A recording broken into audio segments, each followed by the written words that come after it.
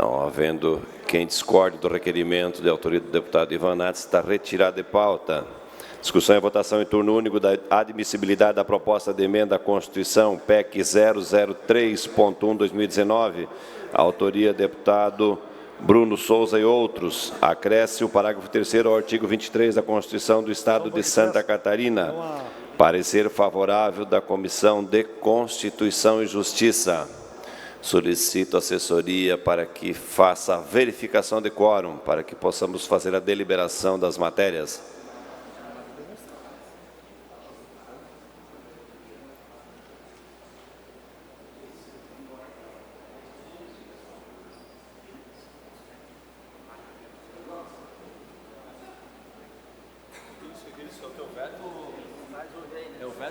É o teu veto?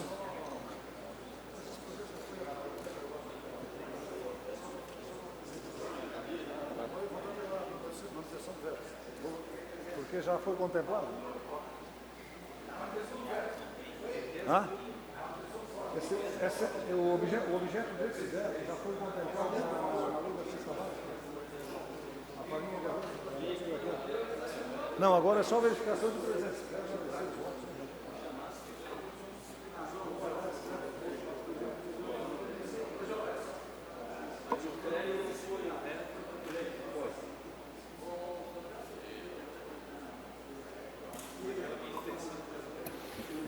Havendo quórum, passamos à discussão da admissibilidade da PEC 003.1/2019, de autoria do deputado Bruno Souza. Não havendo quem queira discutir, em votação. Deputados que aprovam permaneçam como se encontram. Aprovado por unanimidade. Discussão e votação em turno único da admissibilidade da proposta de emenda à Constituição, PEC 006.4/2019, autoria do deputado Márcio Machado e outros. Altera o artigo 144, inciso 10 da Constituição do Estado de Santa Catarina. Parecer favorável da Comissão de Constituição e Justiça. Com a palavra o autor da matéria, deputado Márcio Machado. Obrigado, senhor presidente. Cumprimento Vossa Excelência, deputado Nadal. Cumprimento as deputadas e deputados, a mesa diretora. Proposta de emenda, hora em discussão, senhor presidente. Eu busco incluir na Constituição do Estado, onde está relacionado ao homem do campo, a internet. Hoje está como garantia constitucional eletrificação, telefonia e irrigação. E incluindo a internet é um princípio. Importante ressaltar que quando a gente inclui algo na Constituição é um princípio, é uma meta a ser alcançada. Não quer dizer que todo mundo agora do interior vai ter internet, mas sim o princípio, é como se fosse horizonte. Eu acredito nisso na Constituição. Quando a gente se aproxima do horizonte, ele se afasta, se aproxima do horizonte para buscar a perfeição. Então, dessa maneira, peço a vênia dos nobres deputados. Obrigado. Consulta o deputado Laércio. Não. Não havendo mais quem queira discutir em votação, deputados que aprovam permaneçam como se encontram. Aprovado por unanimidade. Discussão e votação em turno único do projeto de lei 48.6/2019, autoria do deputado Laércio Schuster. Reconhece o município de Timbó como a capital catarinense do cicloturismo. Pareceres favoráveis das comissões de Constituição, Justiça e Comissão de Turismo e Meio Ambiente. Em discussão, com a palavra o autor da matéria, deputado Laércio Schuster. Senhor presidente Mauro de Nadal, gostaria de pedir aos nossos colegas deputados o apoio a esse projeto que busca tornar a cidade de Timbó a capital catarinense do cicloturismo, né? Esse projeto ele surgiu por iniciativa do meu amigo vereador Douglas Marchetti, construído pela nossa amiga, uma apaixonada pelo cicloturismo, pelo turismo em Timbó, a Flávia Cipriani, que estão hoje também aqui na nossa casa acompanhando essa votação. E por que nós escolhemos, presidente Mauro, a cidade de Timbó, né? Mesmo Timbó estando no Vale do Itajaí, é uma cidade relativamente plana, onde estimula, né, a prática do ciclismo, tanto para o lazer, como também para o nosso meio de transporte local. Além, é claro, de nós reforçarmos cada vez mais as nossas heranças culturais com os nossos antepassados, né? Timbó também é um ponto de partida e de chegada para o nosso cicloturismo, que é uma rota de turismo de bicicleta de mais de 330 quilômetros, a primeira no Brasil, e que envolve 9 municípios do nosso Médio Vale. Envolve Timbó, Pomerode, Rio dos Cedros, Benedito, Doutor Pedrinho, Ascurra, Apiúna e Benedito Novo, né? Timbó também é sede da Expo Bike, um grande evento, um dos maiores do estado, também Indaial, o deputado João Amin, um dos maiores do estado de Santa Catarina e também do Brasil. E nós temos em Timbó, na nossa cidade, mais de 20 quilômetros de ciclovia construídos. Então, no meu governo, grande parte das ciclovias foram construídas no nosso mandato. Assim como a Expo Bike, o presidente, a maioria do nosso sistema viário, cicloviário de Timbó, ele busca justamente entender essa importância do lazer, da mobilidade urbana e que, sem dúvida nenhuma, estimula cada vez mais a atividade turística, não só do município de Timbó, mas de toda a nossa região. Então, nós viemos aqui pedir para os nossos colegas deputados o apoio a esse projeto, que, sem dúvida nenhuma, transforma a economia catarinense, transforma a nossa pequena região do Médio Vale do Itajaí, os 9 municípios no qual fazem parte, e nós temos que ter um município sede. E por isso que nós escolhemos a cidade de Timbó, porque lá é a origem, lá foi o começo de tudo. E por isso que nós gostaríamos, através de Timbó, podermos refletir esse desenvolvimento para os 9 municípios da nossa região do Médio Vale do Itajaí. Eu conto com o apoio dos senhores e colegas deputados para a aprovação desse projeto. Ainda em discussão, com a palavra o deputado João Amin. Queria cumprimentar o deputado Laércio, como prefeito, realmente teve uma atuação muito importante com relação a esse assunto, e parabenizar o Douglas, a Flávia, por essa boa sugestão. A gente já aprovou na Comissão de Constituição e Justiça, não pode ser diferente agora aqui no plenário. Senhor presidente, queria parabenizar o deputado Laércio. Eu sei que essa atividade, além de altamente saudável, é saudável também para a economia. A gente tem amigos que têm hotéis, pensões, enfim, pousadas, e em Timbó é quase que certo que os finais de semana, grande parte dos hotéis, eles têm uma presença maciça dos turistas que vão lá para se deleitar aí com as trilhas escolhidas a dedo pelo ex-prefeito, no caso o Laércio, deputado. Então eu só tenho a elogiar a atitude e dizer assim que parte de uma emenda impositiva vai ser para a sinalização turística das vias de cicloturismo da região, que certamente vai abranger Timbó e também Rio dos Cedros, que é um local extremamente procurado para esse tipo de lazer. Parabéns, deputado. Com a palavra, quem entende de bicicleta, deputado Milton Alves. É isso aí. O deputado Fabiano já perguntou, presidente, se eu vou legislar em causa própria, né? Mas parabenizar o deputado Laércio, o cicloturismo, o andar de bicicleta, faz bem para a saúde, faz bem para a mente e faz bem para a economia, né? E eu sou testemunha, deputado Laércio, de tanta gente de outros estados que eu conheço, que vieram para fazer a rota aí de cicloturismo de Timbó. No ano passado, inclusive, durante a nossa convenção anual de vendas da nossa empresa, seis representantes de várias partes do Brasil foram com o Márcio Maia fazer a rota toda ali, justamente por ela ser formal, por ela hoje ser uma coisa que funciona, né, das pessoas serem bem atendidas nos restaurantes, nas pousadas, e o nosso Vale do Itajaí é muito bonito, né, parabéns pela iniciativa, e tem o nosso voto favorável com certeza, porque isso faz bem para a saúde, para a vida e para a economia. Palavra do deputado Fabiano da Luz. Senhor presidente, como é que eu vou fazer uma crítica ao projeto se o autor fica aqui do lado coagindo o discurso? Mas eu quero dizer que o cicloturismo vem crescendo muito em Santa Catarina. O extremo oeste é impressionante o número de pessoas que estão aderindo ao cicloturismo. Inclusive, no final deste mês, nós vamos ter uma audiência pública da Comissão de Turismo e Meio Ambiente no extremo oeste de Santa Catarina para debater este assunto em função do grande número de pessoas que estão comprando bicicletas para a alegria do Milton Obos, estão praticando o cicloturismo. Eu quero parabenizar o deputado Laércio, porque fez esta proposição justamente nesse momento em que Santa Catarina dá um grande passo nessa área do turismo também, interligada à área de saúde que só faz bem. Então, parabéns, deputado Laércio, e estou contigo. A palavra, deputado Jerry Comper. Da mesma forma, deputado Laércio, parabéns. Não ganha só Timbó, como você falou. Ganha Rio dos Cedros, ganha Benedito, ganha Doutor Pedrinho, ganha Rodeio, ganha Ascurra, ganha Piúna, ganha Indaial, ganha Pomerode, ganha Jaraguá, ganha Blumenau, ganha todo o Vale, né, deputado Milton. Então, parabéns por essa iniciativa. Com certeza, Timbó é uma outra cidade, pude acompanhar lá, junto com o saudoso deputado Aldo, da administração de Vossa Excelência naquele município, e não tenho dúvida nenhuma, vem só para ajudar toda aquela região. Obrigado. Não havendo mais quem queira discutir, em votação, deputados que aprovam permaneçam como se encontram.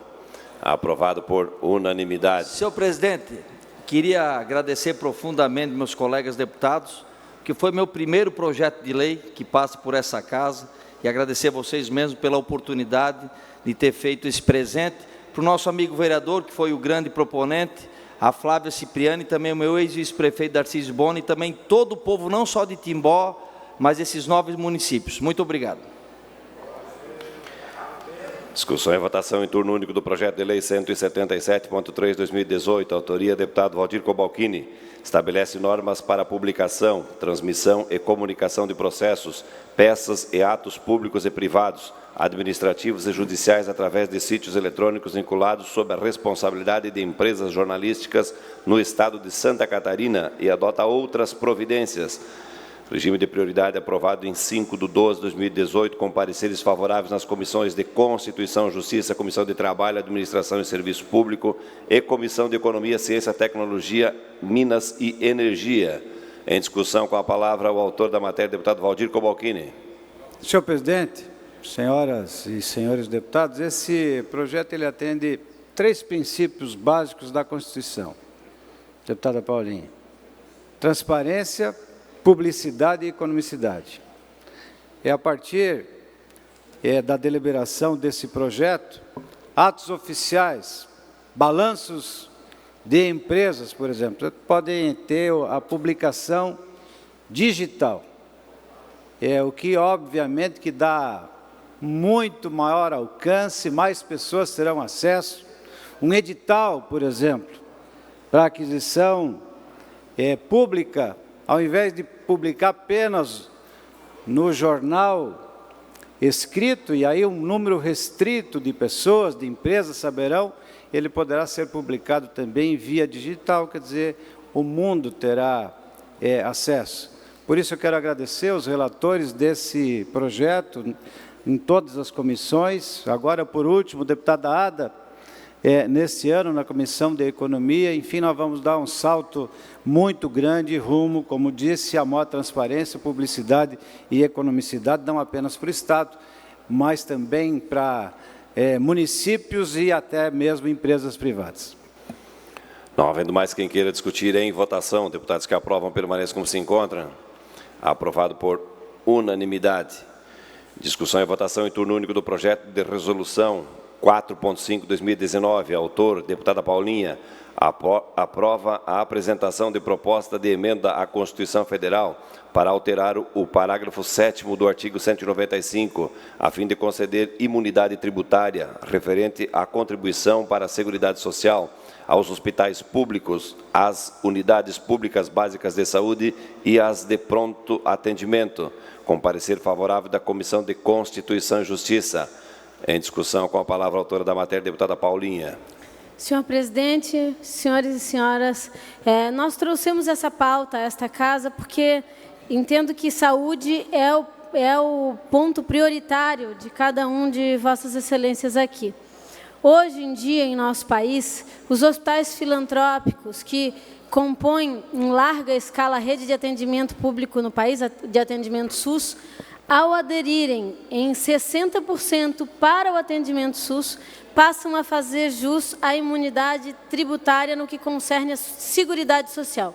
Por que isso é feito dessa forma? Para que o recurso a ser aplicado na Seguridade Social não tenha que chegar a Brasília e retornar na sua fonte de origem.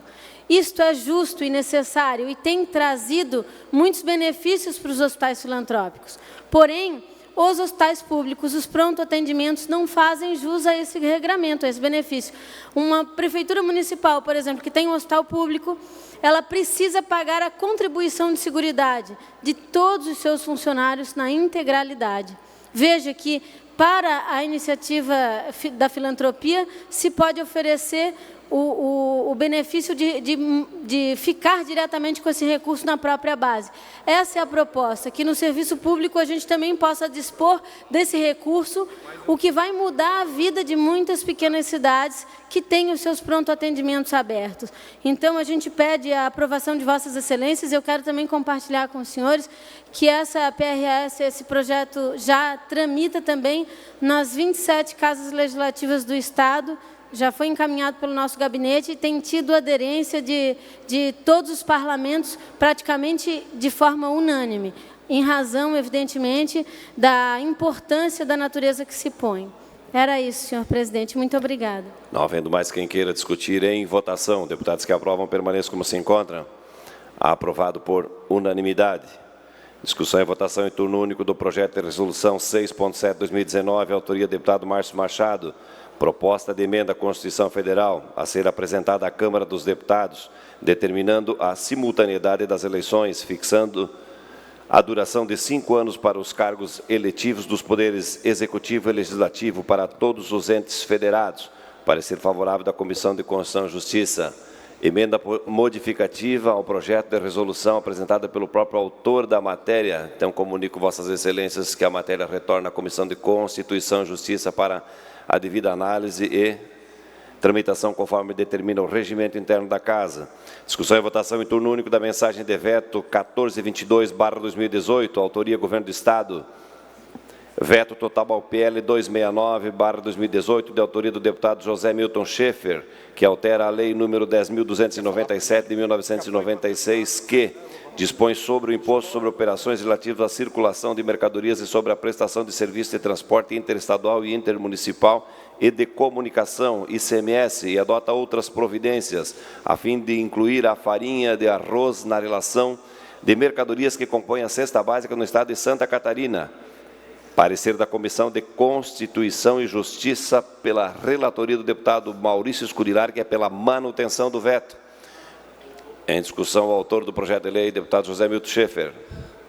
Deputado Mauro, senhores deputados, senhoras deputadas, esse projeto, esse veto, nós acabamos construindo, junto com o governo, agora nessas alterações dos decretos, e esse item aí da colocação da farinha de arroz, que ela é útil aí para os celíacos e também para as pessoas que buscam alimentação mais saudável, ela acabou sendo contemplada junto ao PL 29.3 desse ano, e ela acabou sendo contemplada, já faz parte da legislação, portanto, esse projeto de lei ele perdeu o seu objeto, né?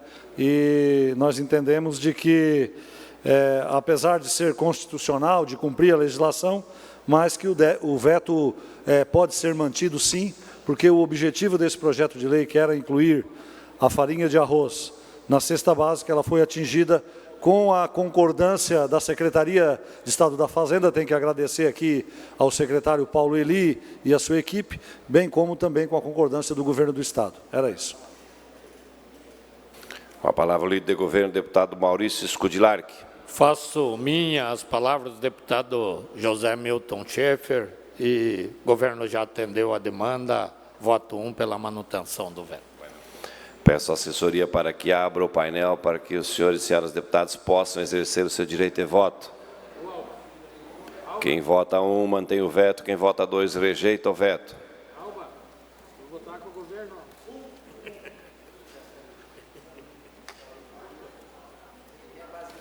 Qual que é a orientação do governo?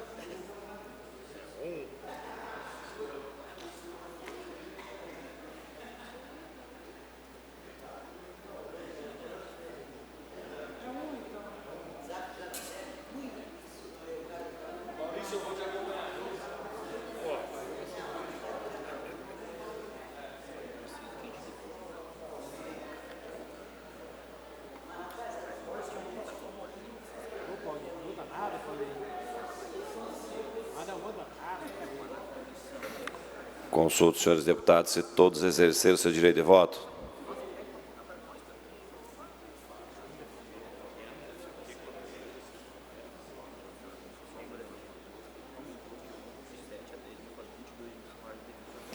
Encerrada a votação, colho os votos no painel. 26 votos sim, 1 voto não, nenhuma abstenção. Está mantido o veto.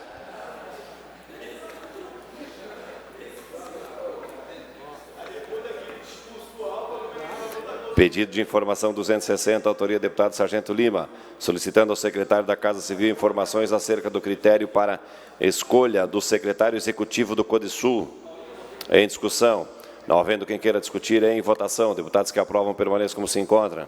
Aprovado por unanimidade. Pedido de informação 261, autoria do deputado Sargento Lima, solicitando ao secretário de Segurança Pública informações acerca do número de boletins de ocorrência registrados com base no artigo 171 do Código Penal, em que os autores sejam idosos ou pensionistas, em decorrência de empréstimos por telefone. Em discussão. Não havendo quem queira discutir, em votação. Deputados que aprovam permaneçam como se encontram. Aprovado por unanimidade. Pedido de informação 262, autoria do deputado João Amin, solicitando ao secretário de Estado da Educação informações acerca da dívida da Secretaria de Estado da Educação, especialmente sobre o montante desta e a relação dos credores, bem como a evolução histórica desta desde 1º de janeiro do corrente ano. Em discussão. Não havendo quem queira discutir, em votação. Deputados que aprovam permaneçam como se encontram. Aprovado por unanimidade. Pedido de informação 263, autoria do deputado João Amin, solicitando ao secretário de Estado da Casa Civil e da Infraestrutura informações acerca do atendimento dos preceitos da Lei Estadual 17.681 de 2019 em obras na área de infraestrutura. Em discussão. Não havendo quem queira discutir, em votação. Deputados que aprovam permaneçam como se encontram. Aprovado por unanimidade.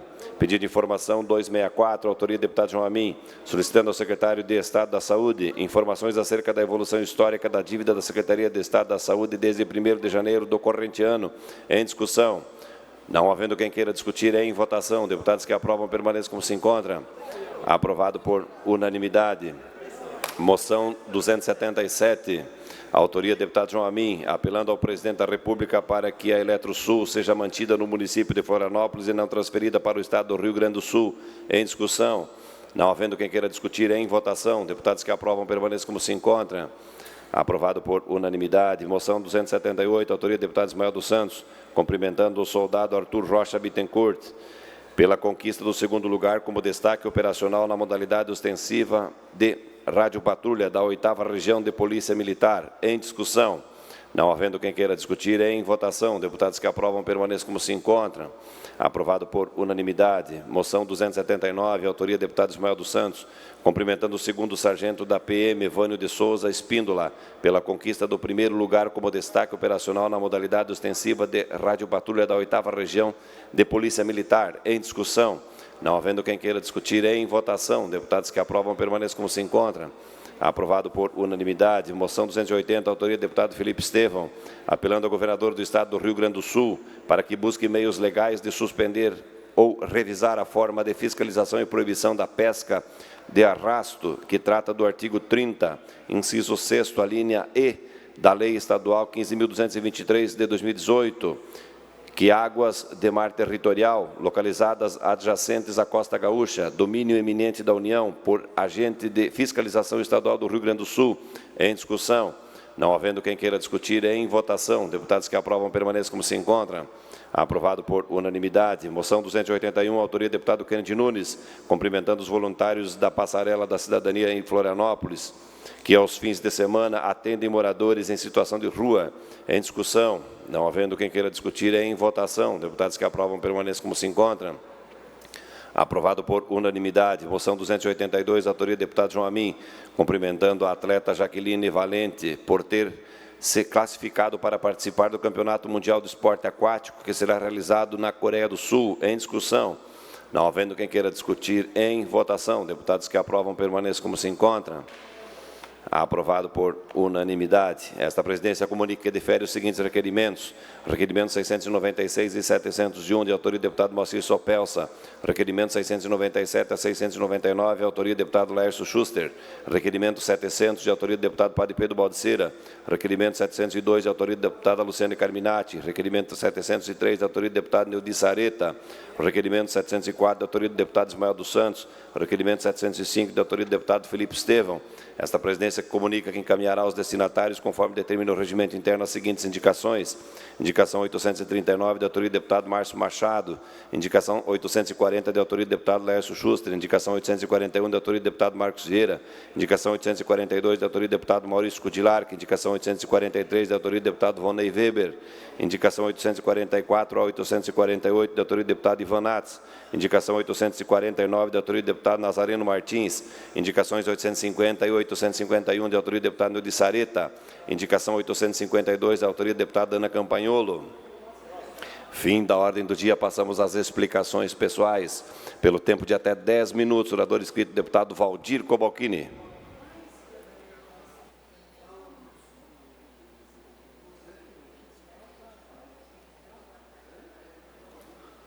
Senhor presidente, deputado Mauro de Nadal, senhora deputada Paulinha, deputada Ana Paula, senhores deputados, ontem, deputado Fabiano da Luz, nobre líder da bancada do PT, nós estivemos na FETRANSESC, deputado Mocelin, e instalamos a Frente Parlamentar do Transporte de Carga e Logística. Para se ter uma ideia, transitam nas nossas rodovias federais e estaduais 153 mil caminhões, deputado Vicente. Apenas os associados à FETRANSESC. Para se ter uma ideia do que significa esta entidade. Tem um PIB de em torno de 13% do nosso Estado, mais de 80 mil funcionários, enfim, um crescimento ano após ano, gradual e progressivo. E claro, que as deficiências na área de infraestrutura sempre vêm à tona. É por isso, além de trazer aqui essa informação a esta casa, compartilhar com os deputados, que também integrarão esta frente parlamentar, mais uma vez, deputado Sopelsa, deputado Sareta, quero fazer referência não apenas à infraestrutura das nossas rodovias federais ou estaduais, porque anos se passam sem que o nosso Estado, com algumas exceções, como, por exemplo, a BR-101, concessionada, a BR-116, concessionada, mas nós precisamos avançar nesse processo, deputado Mocelin. Deputado Alba, que há pouco fez aqui um pronunciamento em relação a 470, nós esperamos providências por parte dos governos estaduais e dos governos federais, que não dispõem de recursos. Ouvíamos há pouco aqui, conversando, deputado Mocelin, da disponibilidade financeira, deputado Berlanda, do orçamento da União para este ano, tratando de Ministério dos Transportes. Então, não há mais o que nós ficarmos esperando para quando falamos de rodovias estruturantes, duplicação de rodovias, ampliação de rodovias. Nós temos que avançar no sentido de fazermos também em relação às rodovias estaduais, deputado e amigo Sargento Lima, para que o governo do Estado também faça concessão das rodovias. Esse foi um tema, alguns anos atrás, que era um tabu. Mas agora não é mais um tabu, há uma necessidade para a competitividade desse Estado rico, que tem um potencial muito grande, mas que, infelizmente, falta recurso financeiro para atender às demandas que nós temos aqui em nosso Estado. E aí imagina, aqueles caminhões que saem lá do extremo oeste do nosso Estado em direção aos portos, quantas horas transitando nas nossas rodovias, primeiro as estaduais e depois as federais. Nós temos que ter aqui, já ouvi deputados que vieram aqui, por que não sonhar? Termos autovias que cortem de leste a oeste, como a BR-282. Aqui o litoral nós já temos a 101 duplicada, mas que já em alguns trechos a duplicação já é muito pouco. Se nós quisermos, com o potencial que temos, ser grandes, ser maiores, suplantarmos alguns estados da nossa federação, precisamos investir mais em infraestrutura. Agora há pouco, antes de adentrar ao plenário, recebi a visita de representante de uma empresa em Três Barras, antiga Rigesa, agora West Rock, o maior investimento em Santa Catarina de todas as empresas nos últimos 5 anos, em torno de 4 bilhões de reais. Dentro dessa empresa, entra a cada 2 minutos um caminhão. E esses caminhões transitam, estou citando um exemplo, transitam na nossa malha viária estadual, como por exemplo a 135. E aí quero fazer um apelo, deputado Maurício, queria fazê-lo na sua presença como líder do governo. Amanhã terei uma audiência com o secretário de Infraestrutura, Carlos Hassler. Temos uma rodovia que foi licitada entre Porto União e Matos Costa, por onde passam também esses caminhões da empresa West Rock. A obra foi licitada no ano passado, simplesmente ela está intransitável. Tivesse aqui o deputado Padre Pedro, que esteve comigo lá em Matos Costa no sábado pela manhã, é de dar dó a situação em que se encontra aquela rodovia. A providência que precisa ser tomada é desclassificar, é retirar daquele trecho a empresa que venceu a licitação, mas que infelizmente nem enrola mais, já desistiu da obra e ainda ficam aguardando pacientemente que esta empresa retorne. Então quero aqui, usando desta tribuna, e amanhã tenho uma audiência com o secretário de Infraestrutura, assim como o fez, e talvez por motivos assim não tão fortes, lá em Jaborá Ouro, mas que faça em relação a esta obra, porque a população, a sociedade culpa quem? Não culpa a legislação, culpa o governo, culpa os deputados, como acontece lá na SC 108, deputado Vicente Carro Preso.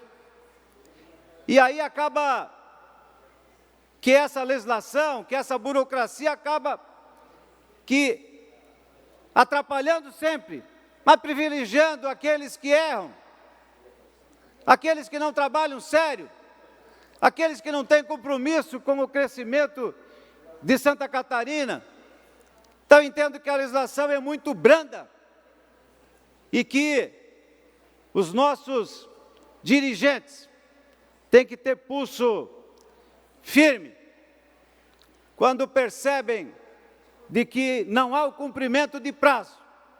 E geralmente não há.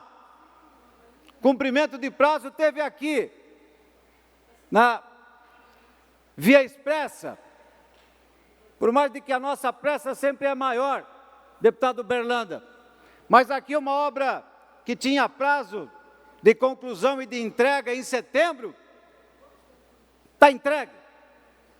Então é uma exceção, deputada Luciane, a tudo que acontece de obras públicas em Santa Catarina. Eu penso, enfim, de que nós precisamos mudar essa legislação. Mas o ponto que eu gostaria mesmo de enfatizar aqui é que o governo de Santa Catarina, assim como tem acontecido em nível nacional e em outros estados, tem um programa de concessão de rodovias para que possamos fazer parcerias público-privadas, que a Secretaria de Infraestrutura estabeleça as políticas de infraestrutura de Santa Catarina, mas que a execução tenha a participação da iniciativa privada. Ouço com alegria, deputado Vicente Carro Preso. Vossa Excelência. Mais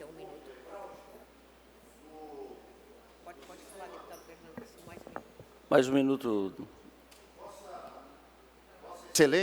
Vossa Excelência tocou num ponto nevrálgico, desde o início até o fim do seu discurso. Santa Catarina é um estado ausente de infraestrutura.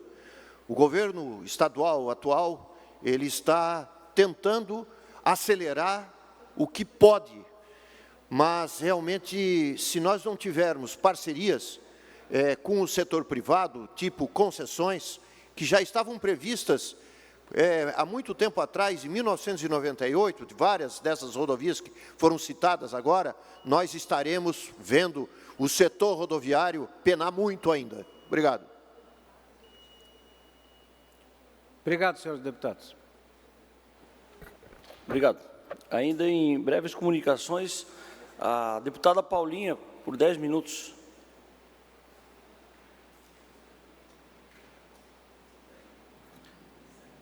Isso.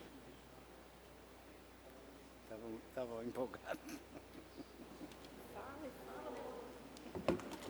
Senhor presidente, meus colegas, bem, eu quero rapidamente falar para vocês que eu acho que um dos objetivos nossos é dar sentido aos nossos mandatos, né? O que nós buscamos. Isso tem a ver com edificar uma sociedade mais justa, mais fraterna e mais saudável também. Nós sabemos que hábitos e costumes que hoje são vividos são fruto da educação que a gente oferece ou a falta dela. 73% das mortes em Santa Catarina, senhor presidente, são causadas por doenças crônicas, não transmissíveis. E dessas, mais de 20% poderiam ser absolutamente evitadas se nós tivéssemos hábitos alimentares diferentes. Hoje a gente recebeu a visita do prefeito Paulinho, de Bombinhas, da cidade em que eu tive também o privilégio de ser prefeita por 2 mandatos, que nos ofereceu um programa que acho que vale a pena ser compartido e replicado, porque a gente eventualmente se toma de notícias tão negativas em relação à política e nos falta tempo e oportunidade de oxigenar o Estado com belas iniciativas. Então, eu peço que seja transmitido, então, um vídeo produzido pelo município de Bombinhas.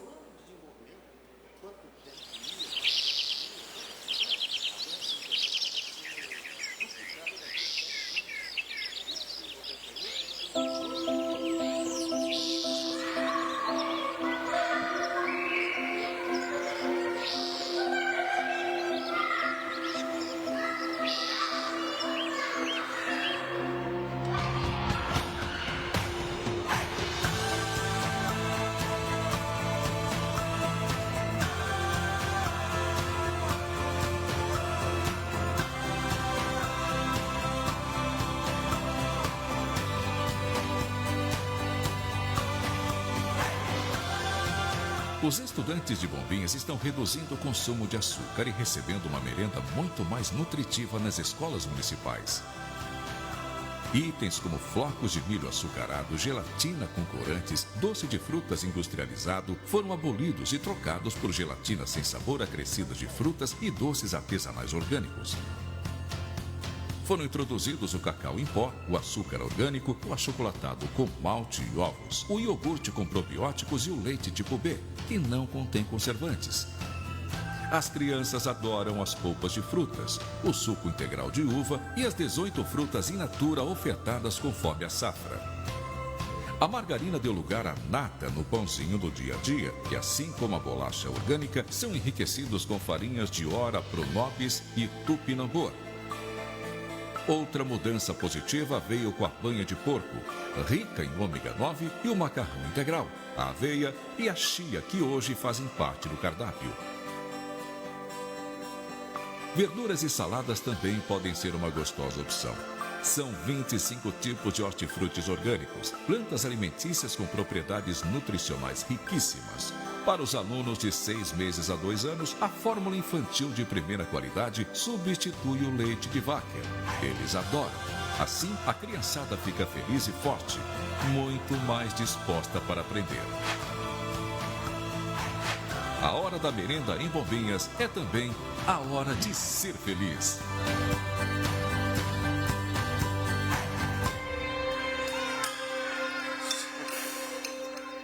É com trabalho e dedicação que a administração municipal está mudando a realidade de Bombinhas e transformando o futuro de nossas crianças. Eu quero agradecer a exibição e dizer para vocês, na verdade, que este programa, que já é executado no município há alguns anos, integra a força da agricultura familiar local. As imagens que vocês assistiram, foram colhidas da agricultura familiar da nossa região, de onde os produtos são adquiridos, e que, de fato, a gente tem acompanhado a redução de números bastante importantes nas doenças causadas por alimentação não saudável, né? Em Santa Catarina mesmo, mais de 65% dos alimentos servidos são de baixíssimo valor nutricional, e isso acaba afetando a vida das nossas crianças. Bem, esse era o meu objetivo principal, saudar o município de Bombinhas, ao prefeito, a toda a administração por essa iniciativa. E eu quero também deixar aqui mais uma fala aos colegas, para finalizar o meu pronunciamento. Hoje, senhor presidente, na Comissão de Trabalho, nós recebemos a visita de auditores do Ministério do Trabalho, o Rômulo e o Alberto, que é inclusive o chefe de fiscalização, e gostaria até de dividir esse assunto com Vossa Excelência, porque eles vieram nos fazer uma provocação positiva para que tomemos medidas, pelo menos que no âmbito do serviço público estadual, nós possamos ter mais, nas relações privadas, o cumprimento de meta da lei de aprendizagem. A lei de aprendizagem, ela determina que as empresas absorvam a mão de obra de 14 a 24 anos sob esse programa, que é a preparação, a capacitação para o mercado de trabalho. E hoje, no Estado, segundo os nossos auditores, das 50 mil vagas que deveriam ser ofertadas pelo CAGED, 25 mil aproximadamente não estão providas. Só que em Florianópolis e São José, nesses dois municípios, mais de 5 mil vagas deveriam estar dispostas à juventude e não são ofertadas. O jovem que participa do programa da aprendizagem, principalmente este que vem oriundo da escola pública, ele tem uma chance de absorver uma profissão, uma condição laboral muito mais rápida. E quero também aproveitar para enaltecer o setor supermercadista, por exemplo, que é um setor que absorve muito além da cota exigível pela lei, que varia de 5% a 15%, conforme o ramo ou o tipo de empresa. Bem, hoje a gente decidiu fazer uma proposição legislativa, então, um projeto de lei em que pede que o Estado, em todos os seus agentes públicos, exija, no momento da contratação, findado o processo licitatório, que exija uma comprovação de que aquela empresa que vai passar a prestar serviço para o Estado cumpra a sua cota na lei de aprendizagem. Essa é a proposta, que é uma ideia, na verdade, não é minha, a ideia é do Rômulo e do Alberto, e nós, então, decidimos subscrever conjuntamente todos os parlamentares para que o Estado também faça esse esforço no cumprimento dessa lei. É importante dizer que, além da aprendizagem, ela tem sido um dos mais importantes instrumentos de eliminação do trabalho infantil no nosso país. A maioria dos jovens, inclusive no estado de Santa Catarina, nos casos que nós temos de trabalho infantil, que registra, inclusive, crianças de 5, 6 aninhos participando dessas atividades, a grande maioria, mais de 50%, são adolescentes, né, que ficam nessa faixa de 14 a 24 anos. Hoje, a gente também pôde absorver do conteúdo apresentado pelo Alberto, que há uma flexibilização por termos de ajustamento de conduta para as empresas que têm dificuldade, por exemplo, em se tornar atraentes para a juventude, ofertando vagas para egressos do sistema prisional em condições diversas. Então, eu quero agradecer aos servidores do Ministério do Trabalho e Emprego, que eu tive o privilégio de compor por 4 anos, quando fui diretora nacional de qualificação, e lá construí afinidade com esse diploma legal, e agradecer aos parlamentares que participam da Comissão de Trabalho, que subscreveram essa iniciativa junto conosco. E quero também, já de pronto, deixar esse pedido para que a Casa adote essa medida no momento da sua aprovação. Palavra concedida ao deputado Márcios. Obrigado, deputada Paulinha. Permita voltar ao tema da questão da merenda escolar. Lhe cumprimento o município de Bombinhas, que é exemplo, não só para a região, mas para todo o estado e para o país. Quando você percebe cuidado e o olhar para a redução dos açúcares, quando você percebe que tem produtos orgânicos, quando utiliza a banha de porco, que logo nós teremos nos grandes jornais e revistas que a banha de porco, sim, dos nossos antepassados, vem e traz qualidade de vida para as pessoas, que esse óleo hoje, que está nas prateleiras, os mesmos mais caros, como o canola, que não existe, a gente pensa que é uma planta, e na realidade é uma mutação genética, que nem para o animal serve porque dá problema cardíaco. Então, parabéns, me sinto muito feliz de estar aqui e ter uma pessoa como a Vossa Excelência do nosso lado, trabalhando pelo Estado. Obrigado. Obrigada. Obrigada, presidente. Ainda em explicações pessoais, o deputado Vicente Carlos Preso. Por 10 minutos, deputado.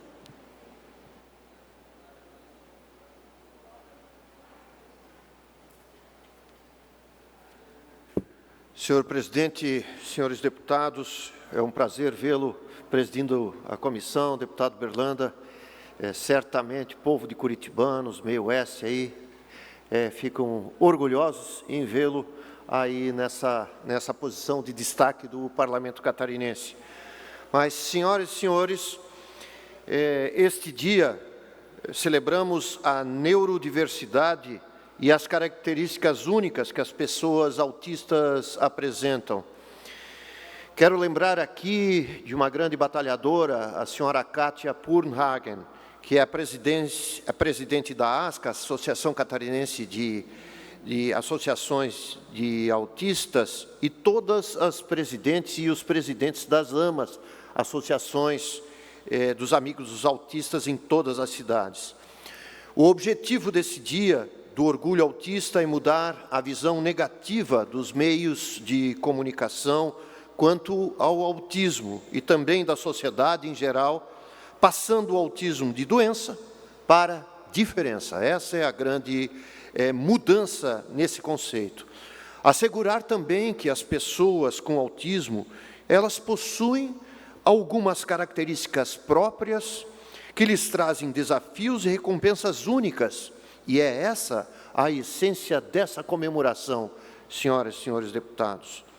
Os eventos deste dia visam destacar a identidade, a cultura e o orgulho do autista, e são organizados por diferentes entidades relacionadas com o autismo. O destaque nos eventos vai para os encontros online, offline de pessoas autistas e também para as caminhadas e tantas outras maneiras aí de eventos para fazer a lembrança dessa data. Desde 2005, a data é celebrada em diversas partes do mundo com a criação do movimento Orgulho Autista Brasil, MOAB, uma organização não governamental sem finalidades lucrativas que trabalha pela melhoria da qualidade de vida das pessoas autistas e também de suas famílias. A Lei número 12.764, que instituiu a Política Nacional de Proteção dos Direitos da Pessoa com Transtorno do Espectro Autista, reconheceu os autistas oficialmente como pessoas com deficiência, tendo direito a todas as políticas de inclusão do país, entre elas as de educação. Pode parecer estranho criar uma lei voltada especificamente ao autismo, sabendo que já existem outras leis no Brasil com diretrizes gerais para a matéria chamada inclusão. Segundo a grande senadora Mara Gabrilli, de São Paulo, relatora do substitutivo do projeto no Senado, que foi aprovado na Câmara, aspas, por não haver um texto específico que dissesse que os autistas são deficientes, muitos deles não podiam usufruir dos benefícios que já existem na legislação brasileira. Nos últimos anos, a conscientização acerca dos direitos da pessoa com autismo tem obtido espaço relevante em nossa sociedade. Contudo, ainda é preciso saber de muitas maneiras que podem facilitar o acesso de quem tem o autismo às atividades sociais e às ações também de inclusão. Elas podem, inclusive, começar desde pequenos momentos em casa, com o adolescente, com a criança, com o adulto, que possam ser inseridos em atividades que possam trazer ao autista e seus familiares os resultados muito satisfatórios. Para que a inclusão ocorra, portanto, é preciso mais do que a aprovação de uma lei. Deve-se rever as políticas públicas atuais, de modo a garantir aos educadores os conhecimentos, o tempo e a formação necessária para que os alunos não só sejam matriculados, mas também tenham garantido o seu direito de aprender. Para isso, a Comissão de Defesa dos Direitos da Pessoa com Deficiência, da qual eu sou o presidente, vem realizando vários eventos importantes para levar conhecimento e discutir políticas públicas para os autistas em nosso Estado. Eu gostaria que o plenário, o pessoal do plenário aqui, passasse algumas fotos relativas a alguns eventos importantes que nós tivemos. Para vocês terem uma ideia, a comissão reuniu quase 7.000 pessoas desde o início do ano. Essa, portanto, é a presidente da ASCA, com pessoas que estão sendo lembradas nesse seminário, grande seminário do autismo, agora realizado em Imbituba, no dia 31 de maio. Também em Imbituba, um grande momento de todas esse seminário sobre o autismo, próximo. Um grande congresso sobre autismo em Florianópolis, que nós tivemos que utilizar dois auditórios, estavam lotados de pessoas, nós tivemos que cortar, inclusive, algumas inscrições para a comunidade de todos, próximo. E assim tem sido tanto em Florianópolis como em Imbituba, e ultimamente, nesses últimos dias agora foi realizado, e eu agradeço a presença do deputado Mauro de Nadal, que praticamente fez a representação da Assembleia lá em São Miguel do Oeste, também com mais de 780 pessoas no auditório lotado, próximo. E aqui, momentos da inclusão do estagiário autista aqui na Assembleia Legislativa, próximo. E outro evento, esse que eu citei ainda há pouco, em São Miguel do Oeste, com uma plateia lotando, defendendo os seus direitos, enfim, a Assembleia Legislativa estendendo a mão à sociedade no tema de inclusão social, inclusão da pessoa com deficiência, próximo. E aí, eu quero aqui fazer uma convergência de assuntos. Esse é um bombeiro voluntário autista. Aí nós temos liderança, e eu quero fazer aqui um relato de um agradecimento muito grande ao governador do Estado por ter convidado e, acima de tudo, celebrado um convênio que vai levar aos bombeiros voluntários das 31 corporações o custeio de R$3 milhões esse ano e R$3 milhões no ano 2020. Foi uma vitória para muitas cidades, já que a população atingida e abrangida por essas 31 corporações, deputado Silvio Drevik, é de quase 1,5 milhão de pessoas. Então, um ato do governador, não apenas simbólico, mas realmente definitivo, ajudando muitas comunidades, dando uma tranquilidade muito grande, e eu agradeço demais por ter sido uma testemunha, eu ter comemorado junto com ele essa assinatura na Associação Comercial e Industrial de Joinville nessa última sexta-feira. Eu pediria para o pessoal passar um pequeno vídeo de um evento ou de alguns momentos importantes aí também da comissão, principalmente em relação ao autismo. Por favor. Então, esse menino é um autista dando as suas palestras. E, para nós, é um momento muito importante de levar o conhecimento às pessoas, ao público em geral, principalmente aos técnicos que lidam com o autista e professores da rede pública e também da rede privada, conhecimento. Essa é uma função, a função precípua da nossa comissão, e eu tenho orgulho de estar presidindo essa comissão e levando cada vez mais inclusão ao nosso Estado. Essa é a razão da Assembleia, que estende o braço e faz o seu papel. Muito obrigado, senhor presidente. Obrigado. Ainda fazendo parte das explicações pessoais, convidamos o representante do Norte do Estado, Silvio Drevik, por 10 minutos, deputado.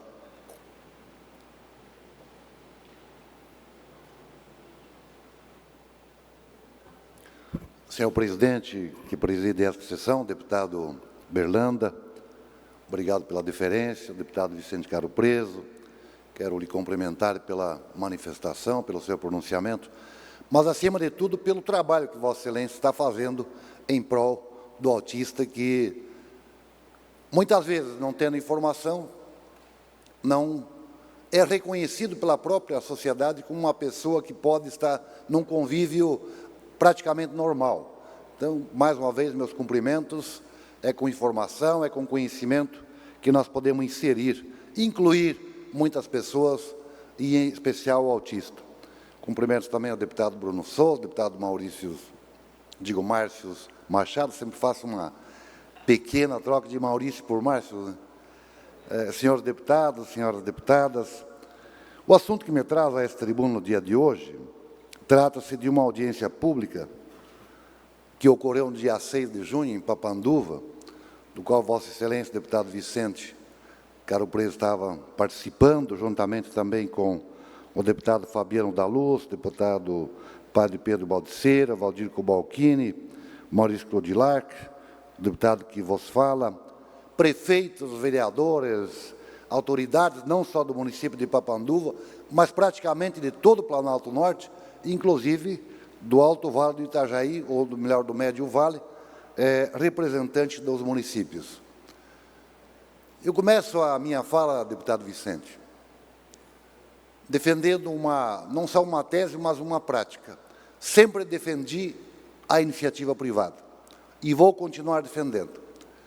Desde que as empresas que se instalam, o que vêm produzir, deputado Berlanda, elas também têm o compromisso de produzir o que é benéfico para a população e para a sociedade, não apenas visando exclusivamente o lucro para uma meia dúzia de interessados.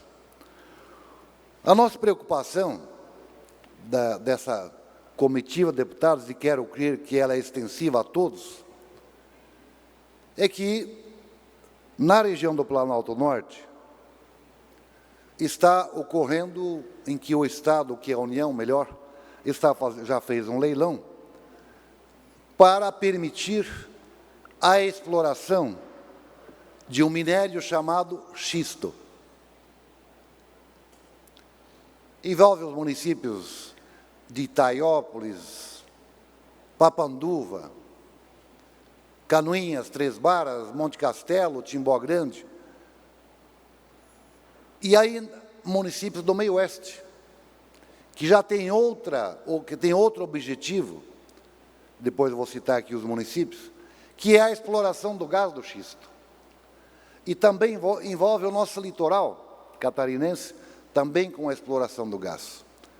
Mas o mais grave, na minha avaliação, é em relação ao Planalto Norte catarinense, pois é a única região que ainda pode se ampliar a produção de alimentos dentro do nosso estado de Santa Catarina.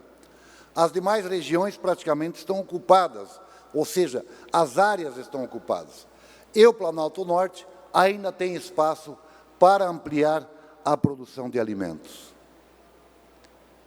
Diante desta iniciativa, se assim acontecer, esperamos que não, nós estaremos trocando o xisto, que por sinal é tóxico, destruindo grande parte da nossa área produtiva em troca de produzir o bem, de produzir alimentos, inclusive com danos ambientais que provavelmente serão irreparáveis pelas experiências que se tem em outras atividades, ou seja, nessa atividade, mas em outras regiões e em outros países. O Brasil tem tanta alternativa energética, deputado Bernardo, desde a energia eólica, a solar, o próprio pré-sal, que é uma grande fonte, e nós, em Santa Catarina, com um pequeno território, concedendo, ou seja, permitindo a instalação, ou seja, a exploração do xisto e do gás do xisto futuramente, se assim for permitido. Para se ter uma ideia, senhores deputados, eu vou dar um exemplo aqui de poucos municípios, mas são muito mais. O município, por exemplo, de Três Barras, 52,87% está requerido para a exploração do xisto. O município de Papanduva, 41% da sua área produtiva está requerido para a exploração do xisto. O município de Salete, 24,7%. E o município de Rio do Campo, com 9,7% da área requerida. Nós temos ainda, além desses municípios, outros municípios que estão sendo atingidos pela oferta permanente da exploração do gás do xisto, que são, no meio oeste, Caçador, Campos Novos, Porto União, Rio das Antas, Tangará, Timbó Grande, Iomerê, Irineópolis, Matos Costa, Pinheiro Preto, Bela Vista do Todo, Calmão, Canoinhas, Ibiã, Joaçaba, Lacerdópolis, Luzerna, Arroio 30, Salto Veloso, 13 Itilhas, Erval Velho, Erval do Oeste, Ibicaré, Macieira, Água Doce. Aí nós temos os municípios do litoral: Tijucas, Palhoça, Paulo Lopes, Penha, Balneário Pissarras, Itajaí, Itapema, Itapuá, Navegantes, Florianópolis, Garopaba, Governador Celso Ramos e ainda Araquari, Balneário Camboriú, Balneário Barra do Sul, Barra Velha, Porto Belo e São Francisco do Sul. É muito preocupante. Eu quero fazer um apelo, antes de conceder a palavra ao meu colega, deputado Vicente. Estamos fazendo um estudo, deputado, para produzir um documento aqui na Assembleia e encaminhar ao nosso Fórum Parlamentar Catarinense, porque a legislação de exploração de minérios é federal. Por mais que nós façamos uma lei aqui na Assembleia, ela não vai se sobrepor à lei federal. Então, nós vamos, na medida do possível, produzir esse documento e contar com a colaboração aqui dos colegas deputados. Conceda a parte a Vossa Excelência, deputado Vicente Augusto Caro Preso. Senhor presidente, eu até gostaria que, por esse comentário que eu farei, é extremamente importante e até de agradecimento à Assembleia Legislativa do Estado do Paraná. Antes dessa audiência pública memorável, com mais de 1.000 pessoas em Papanduva, organizada aqui pela Assembleia Legislativa, nós estivemos numa visita técnica à usina de São Mateus do Sul. Lá é uma usina da Petrobras, um trabalho maravilhoso feito por técnicos da Petrobras, são 250 pessoas trabalhando, são pessoas concursadas, mais 600 pessoas terceirizadas. O que a gente viu lá foi que, depois de décadas, se consegue sim. Aliás, parabéns à Petrobras, que foi e é uma das únicas instituições que fazem a recuperação ambiental. O que nós vimos lá realmente me confortou, mas é sofrido, é sofrido. Quero dizer também que o povo de São Mateus do Sul, e aqui eu agradeço o deputado Emerson Bacil, que nos acolheu. Foi uma solicitação nossa daqui da Assembleia para que ele facilitasse a entrada nessa usina, e nós vimos realmente da Petrobras e do povo inteiro da cidade uma preocupação muito grande com o meio ambiente, com a saúde de todos, e a gente viu um comprometimento de todos. Então, eu queria dizer aqui, primeiro, parabéns, deputado Silvio Dreve, por essa sua preocupação. Eu assino embaixo. Acho que nós temos que proteger a nossa gente, o nosso território, a nossa agricultura, evitando esse desgaste, porque há muitas outras formas de se fazer energia hoje sem essa degradação. E, de qualquer maneira, conte comigo nessa sua iniciativa. Acho que não adianta ficar esbravejando. Nós temos que ter atitudes realmente aonde... Mais um minuto, deputado. Atitudes justamente no local para evitar, que é o Fórum Federal e não aqui no estadual. Mas parabéns a todos envolvidos, acima de tudo, Vossa Excelência, por trazer mais uma vez esse assunto à tona. Obrigado, deputado Vicente Caro Preso. Incorporo a sua manifestação ao meu pronunciamento. E nós temos relatórios que recebemos, inclusive, lá na audiência pública, e Vossa Excelência lembrou bem, mais de 1.000 pessoas participando, com dados, inclusive, com informações, inclusive com o risco da contaminação do nossos rios, do nosso riacho, dos ribeirões, tanto do lençol superficial quanto do aquífero Guarani. Então, uma preocupação muito válida por todos nós. Obrigado, senhor presidente, e vamos em frente para ajudar o nosso povo catarinense. Ainda em explicações pessoais, colega deputado Márcio Machado. 10 minutos, deputado Márcio.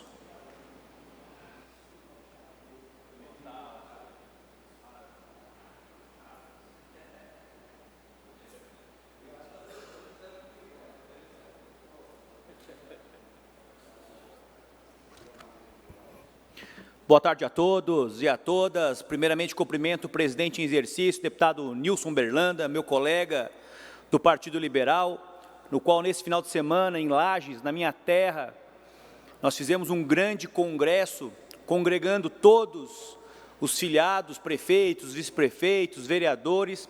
Aproximadamente 800 pessoas estiveram lá e de fato foi um evento muito bonito do lançamento do Partido Liberal. Na realidade, ele volta à sua casa, porque em 2006 o Partido Liberal e o PRONA fizeram uma fusão, transformando-se em PR, Partido da República.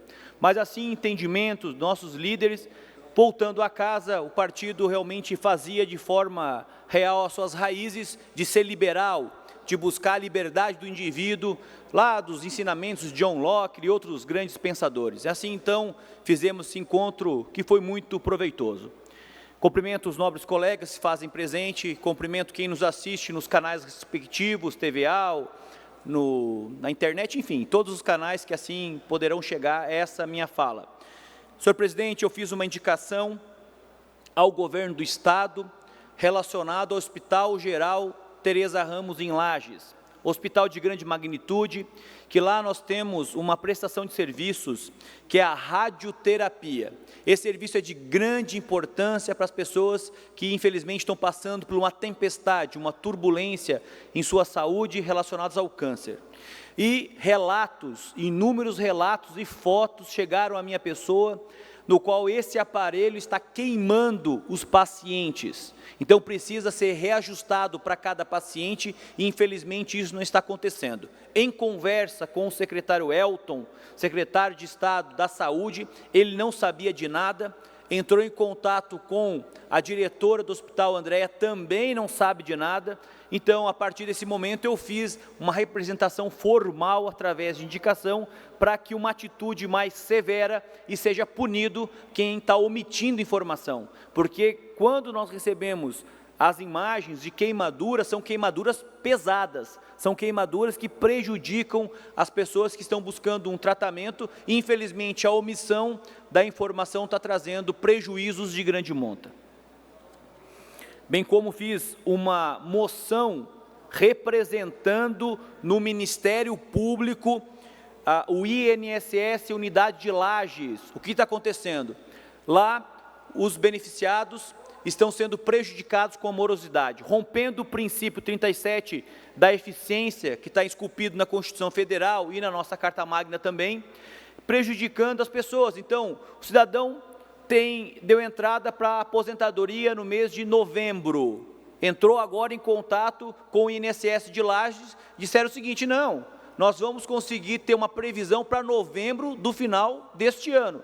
Então quer dizer que é um ano para poder fazer o atendimento, porque tem falta de profissionais. Espera aí, está prejudicando as pessoas, trazendo algo realmente destruidor. Então, 6 horas, agora estão trabalhando 6 horas, coloca para 8 horas. Vão aumentar a demanda de trabalho, porque não está suprindo. Tem que ter mais funcionários. Tem que ter, primeiro, o princípio do respeito àquele que paga, aquele que realmente está fazendo valer o seu direito, mas no momento que precisa de um auxílio-doença, precisa de um auxílio-maternidade, é moroso. No site da instituição, lá da Secretaria da Previdência, diz que aproximadamente 2 meses o benefício é lançado. E, de fato, isso não está acontecendo, oscilando de 6 meses a 1 ano. Então, encaminhei uma moção apelando ao Procurador da República de Lages, que está em Lages, Dr. Nazareno Wolff, para que tome uma atitude, abra uma ação civil cabível para que a gente possa fazer valer o direito das pessoas. Bem como encaminhei uma moção ao senador Jorginho Melo e à deputada federal Carmen Zanotto, que a partir de algum entendimento da casa, senhor presidente, nós vamos estar encaminhando para a bancada de deputados e senadores catarinenses. Mas nesse momento eu fiz esse encaminhamento solicitando a aprovação da proposta à emenda à Constituição Federal número 171 de 93, que trata sobre a redução da maioridade penal. Não é possível que jovens vão lá, fiquem respaldados pela lei, cometendo atrocidades. Então, os atos de atrocidade têm que ser cumpridos com o vigor da lei e não serem beneficiados. Então, o cidadão foi lá, cometeu um ato horrendo, ele vai ter que cumprir. Eu não vou citar aqui os atos pesados para não trazer essa energia a essa casa, mas realmente tem atos pesados, atos que não condizem com o ser humano que deve viver em sociedade. Então ele deve sim ser punido com o rigor da lei e ser extirpado da sociedade por um bom tempo até que possa retornar e cumprir um papel de um cidadão. O cidadão não consegue cumprir, ele que se recolha. Senhor presidente, acabei de receber também, fiz uma parte, mas vale ressaltar aqui, o nosso, um projeto maravilhoso, assinado por todos os deputados, através de uma frente, no qual eu sou presidente, frente parlamentar em prol do Hospital de Olhos daqui de Palhoça, que é gerido pelo Lions. Esse hospital faltam apenas 3 milhões no segundo momento, como nós passamos, mas agora recebemos aqui todo o levantamento técnico feito pelo doutor Otávio, e ele apresentou um respaldo para que a gente entregue agora para a Secretaria de Saúde um projeto com R$ 2.483.000. Tem todos os equipamentos, no qual vai poder fazer cirurgias de catarata, fazer todo o atendimento às pessoas que têm alguma dificuldade na questão do enxergar. O enxergar ele é tão importante, no qual você consegue ver as pessoas, você consegue estudar. Muitas vezes, o que acontece? As filas do SUS são gigantescas. E este Hospital de Olhos, a exemplo do Hospital de Olhos de Passo Fundo, no Rio Grande do Sul, também gerido pelo Lions, vai beneficiar 60% de atendimento pelo SUS. Então, aqui já foram apresentadas as propostas, nós tivemos reunião com o governador do estado, com o secretário de saúde, e agora, a partir desse momento, com o levantamento de orçamento real, porque como pode uma entidade ter tanta credibilidade, no sentido que, no primeiro momento, eram 3 milhões, daí ele pegou lá numa reunião com o secretário, o doutor Otávio, disse o seguinte: são 2,5 milhões aproximadamente, porque alguns equipamentos nós já conseguimos comprar. Comprar equipamentos com rifas, com churrascos, com eventos que o Lions faz. Então isso nos engrandece muito, vai beneficiar a região serrana, a grande Florianópolis, parte do norte, parte do sul, e realmente precisamos estar fazendo de forma efetiva. Se caso o governo do estado não honre esse compromisso até o final do ano, eu peço a vênia de cada deputado que nas emendas parlamentares vinculantes direcione R$100 mil cada um, deputado Bruno Souza, R$100 mil, nós temos R$3 mil para indicação. Se cada um direcionar 100 mil, 70 mil, 50 mil, em pouco tempo o hospital está funcionando, trazendo uma função social maravilhosa, que é fazer as pessoas poderem retornar a enxergar o seu semelhante, enxergar e ver o colorido da vida. Fico muito obrigado, presidente. Obrigado. Ainda em explicações pessoais, deputado Bruno Souza. 10 minutos, deputado.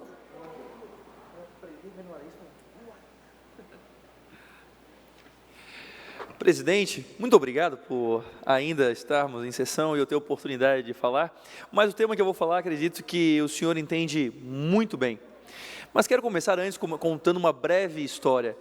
Quando o partido Solidariedade tomou o poder na Polônia, logo eles foram até os Estados Unidos para entender como é que se fazia o capitalismo. Afinal, eles estavam saindo da cortina de ferro, se livrando da União Soviética. Chegaram então nos Estados Unidos e foram atendidos na Secretaria de Estado e Secretaria do Tesouro americano, e lá perguntaram como é que a gente faz esse sistema capitalista, como é que a gente faz isso? E aí começaram lá, o secretário que atendeu começou falando: olha, você regulamenta aqui, pega essa parte do setor e faz uma lei para isso aqui. Aí eles pararam: não, peraí. O socialismo a gente já conhece. O que a gente quer agora é ser capitalista. A gente quer gerar riqueza, produzir, é isso que a gente quer. O socialismo a gente já entende, não precisa. E isso, conta-se isso justamente por conta desse apego que às vezes se tem à burocracia e à legislação. Isso, meus senhores, não faz parte daqueles que querem fazer do escopo, daqueles que querem fazer bem o capitalismo.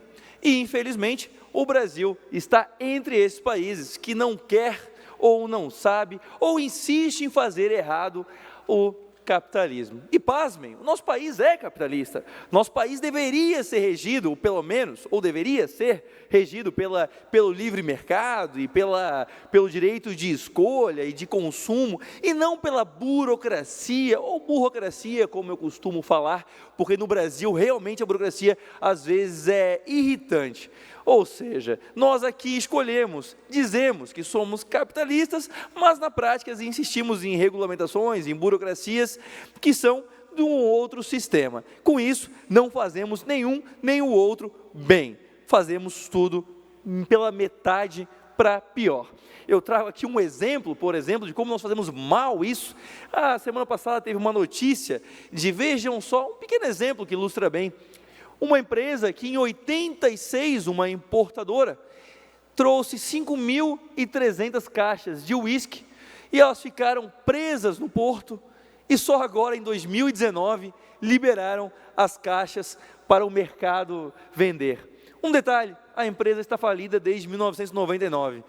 Demorou 33 anos para liberarem as caixas para a empresa poder vender.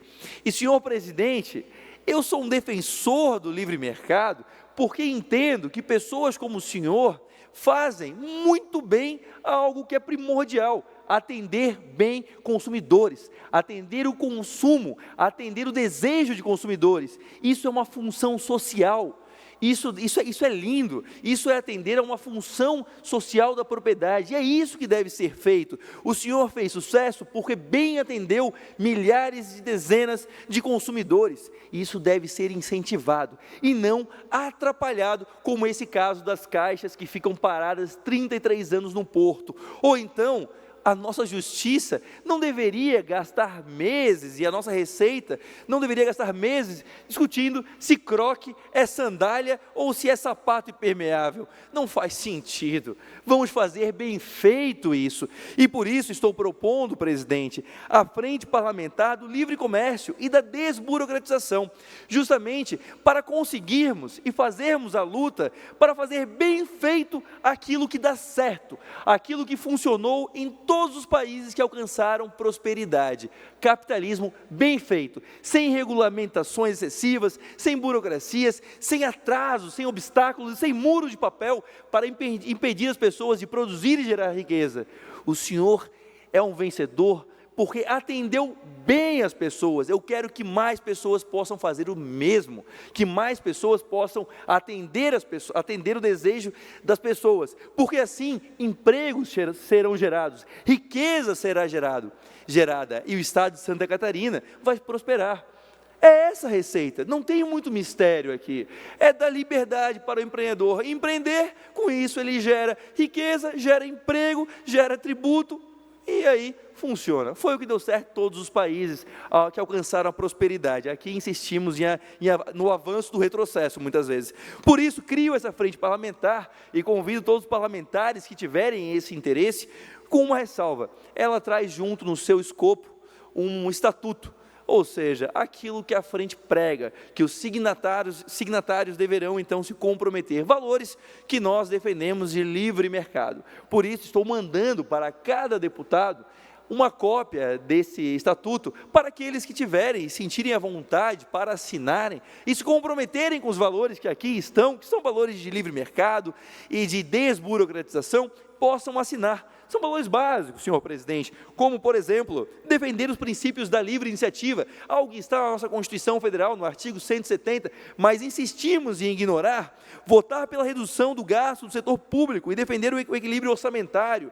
Não há como ter uma iniciativa privada segura, um setor privado seguro, se o Estado pode cada vez gastar mais e avançar cada vez mais para a iniciativa privada, para que ela pague a conta, se posicionar contra propostas e a favor da revogação de normas que expandam o poder discricionário. Nós temos que limitar o poder discricionário, que é aquele poder em um fiscal chegar aqui e decidir de uma forma e no mesmo caso decidir de outra forma. Isso não tem que acabar. Tem que ter critérios objetivos para tudo. Nós temos que defender isso, limitar esse poder discricionário, combater propostas que resultem na diminuição da capacidade de decisão da escolha do indivíduo. O indivíduo deve ter mais escolha, e isso significa mais mais concorrência, mais opções para poder escolher entre produtos e serviços, defender a liberdade de ofício, como, por exemplo, dos aplicativos. Muitas cidades tentaram limitar, proibir os aplicativos. Isso é um absurdo. A liberdade de ofício e trabalho deve ser a regra. Possuir sempre a presunção de inocência para o gerador de riqueza. No Brasil, muitas vezes, o gerador de riqueza é o bandido, e ele que tem que provar que é inocente. Não! O gerador de riquezas, ele é inocente, até que se prove o contrário. Mas o Brasil é um país curioso, onde às vezes idolatra o bandido e torna bandido o gerador de riqueza. Isso não tem como dar certo. O caminho para acabarmos com a miséria é começarmos a respeitar quem gera riqueza no país, defender e votar a favor de privatizações e desestatizações. Não há porquê termos um Estado que tenta ser empreendedor, que tenta fazer aquilo que a iniciativa privada faz bem feito. Ele não irá fazer. Temos que defender privatizações, defender e votar pela expansão dos prazos de validade dos alvarás. Para que tirar o alvará todo ano? Para que ter que revogar a licença todo ano? Não faz sentido. Isso é um atraso, é um empecilho, é produtividade a menos, é tempo que o empreendedor deveria estar investindo em inovar, em ter novos mercados, em melhorar o seu produto, mas não, ele está renovando o alvará. Isso é um absurdo. Se posicionar de forma contrária à criação de burocracias que afetem a iniciativa privada, não preciso nem dizer, uma burocracia a mais é improdutividade para o setor. Isso é para atender às vezes anseios daqueles que nunca tiveram que produzir na verdade, que apenas queriam papel para os outros. Temos que combater isso, combater o gasto público pela compreensão de que ele ocorre em substituição predatória aos gastos dos agentes econômicos, e não em soma a esse. É lógico, senhores, R$1 mais gasto no setor público é R$1 a menos gasto pela gente, pelas pessoas, pela iniciativa privada. O setor público não gera riqueza, ele apenas gasta riqueza. Se ele gasta R$1 aqui, é porque saiu de alguém por forma de impostos que são compulsórios. Aplicar em pareceres e na atividade parlamentar o disposto na Lei Complementar 101/2000, a Lei de Responsabilidade Fiscal, em especial o disposto acerca do comprometimento da receita do setor público com folha de pagamento e a necessidade de estimativa de impactação orçamentária e financeira para quaisquer aumentos de custo nesse sentido. Infelizmente, ano após ano, estamos enfraquecendo e esquecendo a nossa lei de responsabilidade fiscal. Com isso, o nosso setor público está cada vez mais inchado e pesado. E, novamente, quanto maior é o setor público, menor é o setor privado. Não há mágica aqui. Nós temos que, por isso, respeitar a lei de responsabilidade fiscal, porque ela, como o nome diz, traz alguma responsabilidade ao setor público. Sem ela, talvez a gente estivesse hoje em uma situação muito mais calamitosa, por isso temos que respeitá-la. Senhor presidente, o estatuto é basicamente esse, e eu faço esse convite a todos os deputados que tenham interesse em defender essas mesmas proposições, e vou mandar para todos uma cópia. A cópia original está comigo, alguns deputados já assinaram, mas além disso tudo, além de ser uma frente que tem estatuto, também iremos nos reunir com as associações e entidades do setor privado, aquelas que são responsáveis por produzir, para apresentar também o que está acontecendo no Estado, para que possamos ter um diálogo com quem produz de fato. Mais 30 segundos, deputado. Com quem produz de fato no nosso Estado. Então, teremos também esse diálogo direto também. Faço convite a todos e muito obrigado por essa oportunidade, presidente. Espero que com isso a gente consiga conter um pouco a ânsia regulatória, legiverante e burocrática que, infelizmente, assola o nosso Estado e impede as pessoas de se tornarem casos de sucesso como o senhor. Muito obrigado. Obrigado. Bem, não havendo mais oradores inscritos, né? Esta presidência, antes de encerrar a sessão, convoca outra sessão ordinária para amanhã, no horário regimental. Está encerrada a sessão.